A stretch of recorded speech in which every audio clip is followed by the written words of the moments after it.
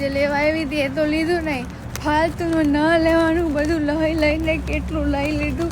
અને તોય જે લેવા આવવાની હતી એ વસ્તુ તો લેવાની હજી બાકી જ છે. એ ભગવાન થોડુંક મને કંટ્રોલ આપો. હજી તો મારે દૂધ લેવાનું બાકી, દહીં બાકી, આદું થોડુંક લીધું છે, લસણ લેવાનું બાકી, કાકડી લેવાની બાકી છે, ટમેટા થોડાક જ બચ્યા છે, ડુંગળી તો સાવ લેવાની રહી ગઈ. એટલે એવું નથી કે મને આ બધું લેવાનું યાદ નહોતું. ઓ બા, બે બાજુ એક ખભે એટલો વજન છે ને, આમ પછી કે ફોરમ જાડી થાય, આમ જાડી થાય આમ.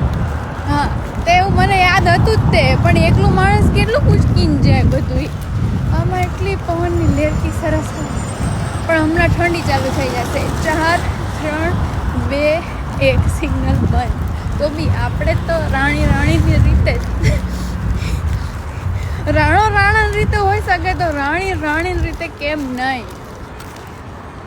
આ સિગ્નલ બી ખુલી ગયો. લવલી. આ ગાડી જો ઊભી રહી ગઈ. ઊભું રહી જવાનું થોડુંક આમ. પણ આ બધું જે મેં લીધું છે ને એ કંઈ ખાસ કામનું નથી. જેમ કે ચોકલેટ છે, કેક છે, કુરકુરે છે, મેગી છે.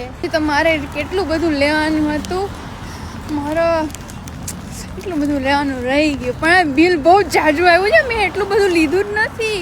વચ્ચે મેં આ ભાવ વધારો થઈ ગયો છે, કાંઈક ગોટો થયો છે, પણ મેં એટલું કાંઈ લીધું જ નથી. કેટલું મેં કાંઈ ખાસ નહીં. બ્રેડો લીધી, કીવી લીધું, બસ એવું ઝીણું મોટું જ વસ્તુ લીધી જ મેં. અને આમ બી કે મેં કિચનના મોટા છરા લીધા, બસ કાંઈ ખાસ નથી લીધું મેં. એટલું બધું મોંઘું નથી લીધું કાંઈ. મારો એટલો બધો હાથ છૂટો નથી.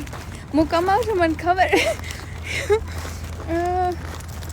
ના, પણ લીધું જ હશે એમ તો. જો કે રેગ્યુલર કરતાં મેં ઝાઝું લીધું, કેમ કે 1.5 મહિને ગ્રોસરી કરવા ગઈ ને, હરખાઈ ગઈ તો બધું લઈ લીધું ફાલતુનું.